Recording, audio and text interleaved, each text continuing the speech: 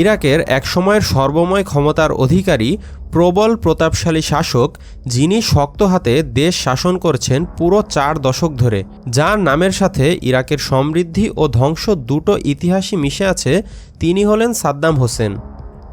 পুরো নাম সাদ্দাম হোসেন আব্দুল মজিদ আল তিকরিতি। তিনি 1979 সালের 16 জুলাই ইরাকের 5ম প্রেসিডেন্ট হিসেবে ক্ষমতায় আরোহণ করেন। 4 দশক কঠোর হাতে দেশ শাসন করার পর 2003 সালের 9 এপ্রিল ক্ষমতাচ্যুত হন। 1937 সালের 28 এপ্রিল আল আজওয়া নামক শহরের একটি মেষপালক পরিবারে জন্মগ্রহণ করেছিলেন তিনি। তার মা তার নাম রাখেন সাদ্দাম। তার বয়স যখন মাত্র 6 মাস, তখন তার পিতা পরিবার পরিত্যাগ করেন। পরিবারে দুর্বিপাক যোগ হবার কারণে 10 বছর বয়সে সাদ্দাম তার চাচার সাথে থাকার জন্য বাগদাদে চলে যান। কুল জীবনের গণ্ডি পেরোতেই তিনি বাথ পার্টির সাথে পরিচিত হন। সেখানে যুক্ত হওয়ার পর তিনি বাথিজম মতাদর্শের দ্বারা গভীরভাবে প্রভাবিত হন এবং 1957 সালে দলের সক্রিয় সদস্য হন। বাথিজম হচ্ছে আরব জাতীয়তাবাদী ও সমাজতন্ত্রবাদী একটি মিশ্র চেতনা, যার প্রধান লক্ষ্য ছিল বিপ্লবী সরকারের অধীনে একটি অবিভক্ত আরব রাষ্ট্র প্রতিষ্ঠা করা। 1958 সালে ইরাককে একটি প্রজাতন্ত্র ঘোষণা করা হলে কাসিম তার প্রধানমন্ত্রী হন। বাথিজম প্রতিষ্ঠা করার লক্ষ্যে বাথ আন্দোলনের অনুসারীরা প্রধানমন্ত্রীকে হত্যার পরিকল্পনা প্রণয়ন করে এবং সাদ্দামকে এই অপারেশন পরিচালনার নেতৃত্ব দেওয়া হয়। অপারেশন ব্যর্থ হলে সাদ্দাম সিরিয়ায় পালিয়ে যান এবং সেখানে তাকে আশ্রয় দেয় মিশেল আফলাক, বাথিজমের সহ প্রতিষ্ঠাতাদের একজন। 1963 সালে কাশেমকে ইরাকের ফ্রি অফিসারদের হাতে তুলে দেওয়া হয়। ইরাকের ফ্রি অফিসারদের সদস্য আব্দুল সালাম আরিফ রাষ্ট্রপতি হন। এমতাবস্থায় সাদ্দাম হোসেন অন্যান্য কিছু নির্বাসিত নেতাদের সঙ্গে একটি ভালো ভবিষ্যতের আশায় ইরাকে ফিরে আসেন, কিন্তু আরিফ তার মন্ত্রিসভা থেকে অনেক বাথিজম নেতাদের গুম এবং তাদেরকে গ্রেফতারের জন্য আদেশ দেন।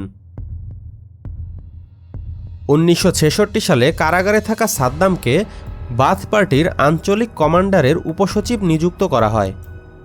তিনি 1967 সালে কারাগার থেকে পালিয়ে যান এবং তার দল পুনর্গঠন এবং পুনরুজ্জীবিত করার সিদ্ধান্ত নেন এবং ইরাকে তার অবস্থানকে আরও শক্তিশালী করার প্রচেষ্টা চালিয়ে যান। সাদ্দাম 1968 সালে সংগঠিত অভ্যুত্থানে নেতৃত্ব দেন, যা বাথ পার্টিকে ক্ষমতায় নিয়ে আসে। বাথ পার্টি ক্ষমতায় আসার পর আহমেদ হাসান আল বকর প্রেসিডেন্ট হন। সাদ্দাম তখন ভাইস প্রেসিডেন্ট নিযুক্ত হন। 1979 সালে ইরাক ও সিরিয়া একত্রিত করার জন্য একটি উদ্যোগ গৃহীত হলে সিরিয়ার প্রেসিডেন্ট হাফেজ আল আসাদ নতুন সরকারের উপনেতা হন। এই পদক্ষেপ সাদ্দামের হুমকি হিসেবে রূপ নেয় এবং আসাদের জনপ্রিয়তা তাকে ছাড়িয়ে যাবে এমন আশঙ্কায় তিনি রাষ্ট্রপতি আল বকরকে পদত্যাগ করতে চাপ দেন এবং নিজেকে নতুন রাষ্ট্রপতি ঘোষণা করেন। সাদ্দামের অধীনে ইরাক ব্যাপক বিকাশ লাভ করে। তিনি নতুন একটি বাহিনী গঠন করেছিলেন, যা সরকারের জন্য হুমকিস্বরূপ বিভিন্ন জঙ্গি গোষ্ঠী এবং সেনাবাহিনীকে কঠোরভাবে নিয়ন্ত্রণের কাজে ব্যবহার করা হতো। তার এক বড় সংস্কার ছিল 1973 সালের জ্বালানি সংকটের আগেই ইরাকের তেল শিল্পের জাতীয়করণ, যার ফলে দেশটির বিপুল পরিমাণ রাজস্ব আয় হয়েছিল এবং ব্যাপক সমৃদ্ধি অর্জনে সক্ষম হয়েছিল, এবং আরও কূটনৈতিক তৎপরতা চালানোর জন্য অত্যাধুনিক নিরাপত্তা ব্যবস্থা স্থাপন করেন। এসব কার্যক্রমের মাধ্যমে তিনি সে সময়ে বিশাল জনপ্রিয়তা অর্জন করেছিলেন, যা ইরাকে তার ক্ষমতাকে আরও সুসংহত ও দীর্ঘায়িত করে। বিরোধীদের প্রতি তিনি ছিলেন প্রবল বিদ্বেষপরায়ণ এবং কঠোরহস্ত। তার রাজনৈতিক বিরোধীরা সটকে পড়ার আগেই সকলকে বিচার করা হয় এবং সবাইকে দেশদ্রোহের দায়ে দোষী প্রমাণিত করা হয়। 1979 সালে ইরানে আয়াতুল্লাহ খোমেনির নেতৃত্বে একটি ইসলামী বিপ্লব ইরাকে প্রবেশ করতে শুরু করে। সাদ্দাম সেগুলোকে কঠোর হস্তে দমন করেন এবং বিদ্রোহের প্রায় সবাইকে কঠিন শাস্তির মুখোমুখি করেন। ইরানের সাথে যুদ্ধের সূচনা হয়েছিল 1980 সালের সেপ্টেম্বর মাসে। সাদ্দাম হোসেন এই যুদ্ধকে ব্যাটেল অফ কাদেসিয়া নামে অভিহিত করেছিলেন। সীমান্ত বিরোধ, ইরাকের অভ্যন্তরে শিয়া জঙ্গিদের ইরানি মদদ দেওয়া ও ইরাকি পররাষ্ট্রমন্ত্রী তারিক আজিজের হত্যা চেষ্টার অভিযোগের ভিত্তিতে সাদ্দাম হোসেন ইরানকে আক্রমণ করেন। 1980 সালের 22 সেপ্টেম্বর ইরাকি বাহিনী পূর্ব ঘোষণা ছাড়াই ইরানি ভূখণ্ডে অনুপ্রবেশ করে এবং ব্যাপক আক্রমণ চালায়। ইরানও প্রবল প্রতিরোধ গড়ে তোলে এবং পাল্টা আক্রমণ চালায়। লম্বা সময়ব্যাপী এ যুদ্ধে বিপুল পরিমাণ সৈন্য ও লক্ষাধিক সাধারণ মানুষ নিহত হয়। প্রায় 627 বিলিয়ন মার্কিন ডলার সমমূল্যের আর্থিক ক্ষয়ক্ষতি হয়। ইরাকের অর্থনীতি ব্যাপকভাবে ক্ষতিগ্রস্ত হয়। অবশেষে জাতিসংঘের মধ্যস্থতায় 1988 সালের আগস্টে যুদ্ধবিরতির মধ্য দিয়ে দীর্ঘ এ যুদ্ধের অবসান ঘটে। মধ্যপ্রাচ্যে ইরাকের বিভিন্ন আগ্রাসন ও তেলের দাম বাড়ানোর জন্য কুয়েতে জারিকৃত নিষেধাজ্ঞা এই দুই দেশের মধ্যে প্রবল উত্তেজনা সৃষ্টি করে। সাদ্দাম তখন আক্রমণ চালিয়ে কুয়েতকেই দখল করে বসেন এবং দাবি করেন যে ঐতিহাসিকভাবে এটি ইরাকেরই একটি অংশ ছিল। 1990 সালের 2 আগস্ট কুয়েত হামলা করে ইরাকি সৈন্যরা মাত্র 13 ঘন্টার মধ্যে দেশটির সমস্ত অঞ্চলের ওপর কর্তৃত্ব প্রতিষ্ঠা করেন। বেশিরভাগ মুসলিম রাষ্ট্র তার এ আক্রমণের নিন্দা করে এবং প্রায় সবাই তার বিরুদ্ধে অবস্থান নেয়।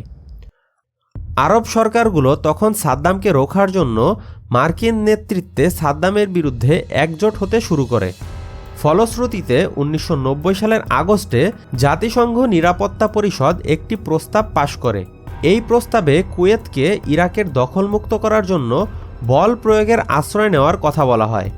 1991 সালের 17 জানুয়ারি ওয়াশিংটনের নেতৃত্বে আন্তর্জাতিক জোট ইরাক ও কুয়েতে বিমান হামলা শুরু করে। কুয়েত মুক্ত করার এই অভিযানের নাম দেওয়া হয়েছিল ডেজার্ট স্টর্ম বা মরুভূমির ঝড়। বিমান হামলায় ব্যবহার করা হয় প্রায় 2900 জঙ্গি বিমান। 23 জানুয়ারি পর্যন্ত ইরাকি লক্ষ্যবস্তুতে হামলা চালাতে 12,000 উড্ডয়ন চালায় এই জঙ্গি বিমানগুলো। টানা 38 দিন ধরে বিমান হামলা চালানোর পর মার্কিন প্রেসিডেন্ট জর্জ ডব্লিউ বুশের নেতৃত্বে 1991 সালের 24 ফেব্রুয়ারি স্থল অভিযান শুরু করে মার্কিন নেতৃত্বাধীন আন্তর্জাতিক জোট। কুয়েত থেকে ইরাকি সেনা তাড়িয়ে দেওয়ার লক্ষ্যে পরিচালিত এ অভিযানের নাম দেওয়া হয় ডেজার্ট সোর্ড বা মরুভূমির তরবারি। মাত্র 4 দিনেই কুয়েতকে ইরাকি সেনাদের হাত থেকে মুক্ত করে বহুজাতিক বাহিনী।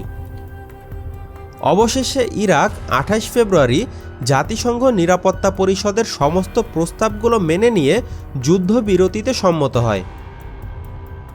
এসব আগ্রাসন গোটা মধ্যপ্রাচ্যে অস্থিরতা সৃষ্টি করে এবং উপসাগরীয় সমস্ত অঞ্চলকে সাদ্দামের বিরুদ্ধে ঐক্যবদ্ধ হতে উৎসাহিত করে।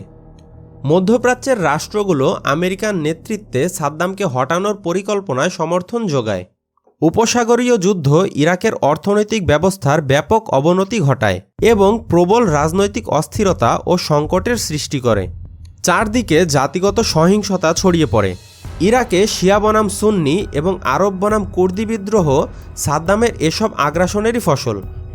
এসব বিদ্রোহ ইউএস দ্বারা চালিত হয়েছিল, যার ফলে একসময় বড় বিদ্রোহ দানা বাঁধে। শুরু হয় তার বিরুদ্ধে প্রবল আন্দোলন। 2001 সালের সেপ্টেম্বরে টুইন টাওয়ার আক্রমণের পর মার্কিন যুক্তরাষ্ট্র দাবি করে যে সাদ্দাম হোসেন ও আল কায়দা যৌথভাবে এতে জড়িত ছিল। ফলস্বরূপ বুশ প্রশাসন সন্ত্রাসের বিরুদ্ধে যুদ্ধ ঘোষণা করে এবং 2003 সালে মার্কিন সৈন্যরা ইরাকে আক্রমণ করে। ইরাক আক্রমণ করার জন্য তৎকালীন মার্কিন রাষ্ট্রপতি জর্জ ডব্লিউ বুশ ও কোয়ালিশন বাহিনী যে কারণ দেখিয়েছিল তা হল ইরাক 1991 সালের চুক্তি অমান্য করে গণবিধ্বংসী অস্ত্র নির্মাণ করেছে এবং তাদের কাছে এ ধরনের অস্ত্রের মজুদও আছে। তখন সরকারি কর্মকর্তারা জানিয়েছিল ইরাক যুক্তরাষ্ট্র, এর জনগণ এবং মিত্র রাষ্ট্রগুলোর জন্য বড় ধরনের হুমকি। যদিও পরবর্তীতে আগ্রাসনের পরে পরিদর্শকরা ইরাকে গিয়ে কোনো ধরনের গণবিধ্বংসী অস্ত্র খুঁজে পায়নি।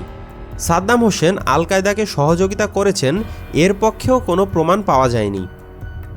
23 মার্চ 2003 সালে বিচ্ছিন্ন হামলার পর মার্কিন যুক্তরাষ্ট্র বেশিরভাগ ইরাক দখল করে নেয় এবং সাদ্দাম হোসেনকে গ্রেপ্তারের আদেশ দেওয়া হয়। তখন সাদ্দাম হোসেন ভূগর্ভস্থ হন। মার্কিন সেনাদের অভিযানে ধরা পড়ার পর 2004 সালের 5 নভেম্বর তাকে মানবতা বিরোধী অপরাধে দোষী সাব্যস্ত করা হয়। অবশেষে 30 ডিসেম্বর 2006 সালে ঈদ উল আজহার দিনে তার ফাঁসি কার্যকর করা হয়।